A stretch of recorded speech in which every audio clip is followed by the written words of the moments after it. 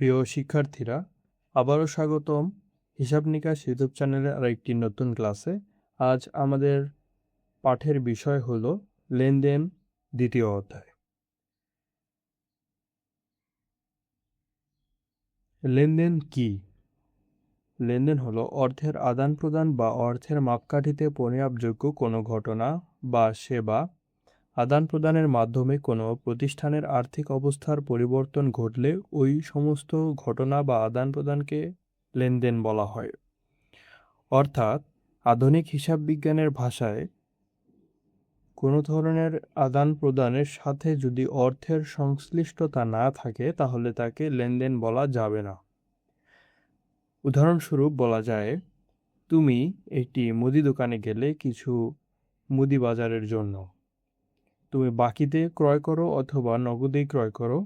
তোমাকে বাকিতে ক্রয় করলে ভবিষ্যতে অর্থ প্রদান করতে হবে, নগদে অর্থ ক্রয় করলে তোমাকে নগদেই অর্থ প্রদান করতে হবে। অর্থাৎ এখানে তোমার আর্থিকভাবে অর্থের যে সংশ্লিষ্টতা রয়েছে তাকেই আধুনিক হিসাব বিজ্ঞানের ভাষায় লেনদেন বলা হয়। তো আমরা আবার একটু পড়ার চেষ্টা করি। অর্থের আদান প্রদান বা অর্থের মাপকাঠিতে পরিমাপযোগ্য কোনো ঘটনা বা সেবা আদান প্রদানের মাধ্যমে কোনো প্রতিষ্ঠানের আর্থিক অবস্থার পরিবর্তন ঘটলে ওই সমস্ত ঘটনা বা আদান প্রদানকে লেনদেন বলা হয়।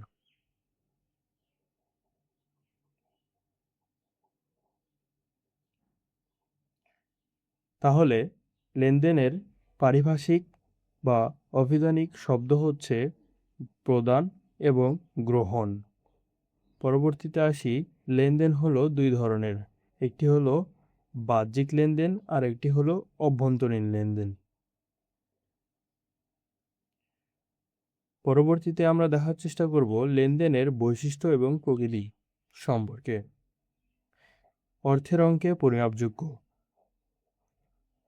অর্থের অঙ্কে পরিমাপযোগ্য বলতে যা বোঝানো হয়, আমরা যদি একটু এই চিত্রে লক্ষ্য করি, এখানে একজন ক্রেতা একজন বিক্রেতাকে তার ক্রয়কৃত পণ্যের দাম বুঝিয়ে দিচ্ছে। অর্থাৎ আমরা লেনদেনের সংজ্ঞা বিশ্লেষণের সময় দেখেছিলাম যে আধুনিক হিসাব বিজ্ঞানের ভাষায় কোনো ধরনের আদান প্রদানের সাথে যদি অর্থের সংশ্লিষ্টতা না থাকে তাহলে সেটি লেনদেন নয়। তাই লেনদেনের বৈশিষ্ট্য এবং প্রকৃতির প্রথম ধাপই হলো অর্থের অঙ্কে পরিমাপযোগ্যতা হতে হবে। পরবর্তীতে আর্থিক অবস্থার পরিবর্তন। আর্থিক অবস্থার পরিবর্তন বলতে বোঝায় A = L + ওই অথবা সম্পদ = দায় ও মালিকানা সত্ত্বের যে সূত্র রয়েছে বা আমরা যে হিসাব সমীকরণ করে থাকি। উদাহরণস্বরূপ বলতে পারি, একটি আসবাবপত্র ক্রয় করা হলো। আসবাবপত্র ক্রয় করা হলে একইভাবে সম্পদ কমে যায় এবং সম্পদ বেড়ে যায়। অর্থাৎ নগদান কমে কিন্তু অন্যদিকে তোমার সম্পদ আসবাবপত্র ঠিকইভাবে বেড়ে যায়। এটি হলো আর্থিক অবস্থার পরিবর্তন। পরবর্তীতে আসি দ্বৈত সত্তা। লেনদেনে এইটি খুবই গুরুত্বপূর্ণ হলো দ্বৈত সত্তা। অর্থাৎ একজন সুবিধা গ্রহণ করবে আর একজন সুবিধা প্রদান করবে, যা বলা হয় দ্বৈত সত্তা। পরবর্তীতে লেনদেন, প্রতিটি লেনদেনই স্বয়ংসম্পূর্ণ এবং স্বতন্ত্রভাবে তার ঘটনা বলে থাকে। যেমন তুমি একটি মুদি দোকানে গিয়ে বাকিতে পণ্য ক্রয় করলে। বাকিতে পণ্য ক্রয় করাটাও একটি লেনদেন। এমনকি তুমি এক সপ্তাহ পরে সেই দোকানিকে যেই 1000 টাকা বাকিতে পণ্য ক্রয় করার টাকা বুঝিয়ে দিবে বা টাকা দিবে, সেটিও হচ্ছে একটি লেনদেন। অর্থাৎ আধুনিক হিসাব বিজ্ঞানের ভাষায় প্রতিটি লেনদেনই স্বয়ংসম্পূর্ণ এবং স্বতন্ত্রভাবে পরিচালিত হয়। হিসাব বিজ্ঞানের ভাষায় লেনদেনের রয়েছে দৃশ্যমানতা এবং অদৃশ্যমানতাও রয়েছে। দৃশ্যমানতা বলতে বোঝায় তুমি একটি আসবাবপত্র ক্রয় করলে 10,000 টাকা দিয়ে। এটি হলো লেনদেনের দৃশ্যমানতা। অপরদিকে অদৃশ্যমানতা বলতে যা বোঝায় তা হলো তুমি সেই আসবাবপত্র 10 বছর পর অবস্থায় কিন্তু একইভাবে নতুন দেখবে না। তুমি দেখবে যে সেই আসবাবপত্রে হয়তো ঘুণপোকা ধরেছে বা কোনোভাবে ভেঙে গিয়েছে। এটা হলো আসবাবপত্রের অপচয়, যা বলা হয় অদৃশ্যমানতা। পরবর্তীতে আসি হিসাব সমীকরণের প্রভাব। হিসাব বিজ্ঞানের খুবই একটি গুরুত্বপূর্ণ অধ্যায়ের নাম হলো হিসাব সমীকরণ বা অঙ্ক আমরা বলতে পারি।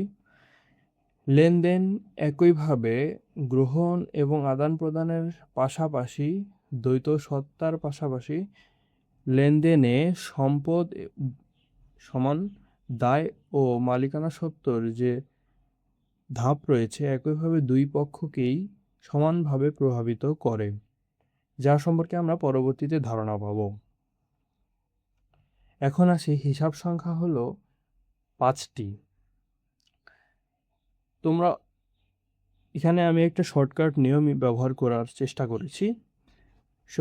বিষয়টা হলো যে সব আদম, স আর ব এর সতে বোঝায় হচ্ছে সম্পদ, বতে বোঝায় হলো ব্যয়, আদম অর্থাৎ আয়, দায় এবং মালিকানা সত্ত্ব।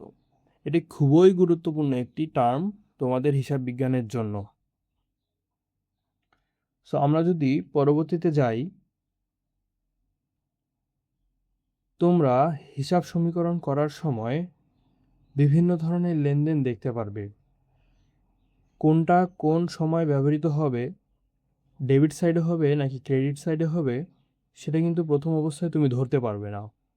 তাই ছোট্ট একটি টেকনিক অবলম্বন করবে, সেটি হলো সব বৃদ্ধি অর্থাৎ সম্পদ আর ব্যয় বৃদ্ধি হলে ডেবিট, আদম বৃদ্ধি ক্রেডিট অর্থাৎ আয়, দায় এবং মালিকানা সত্ত্ব বৃদ্ধি হলে ক্রেডিট।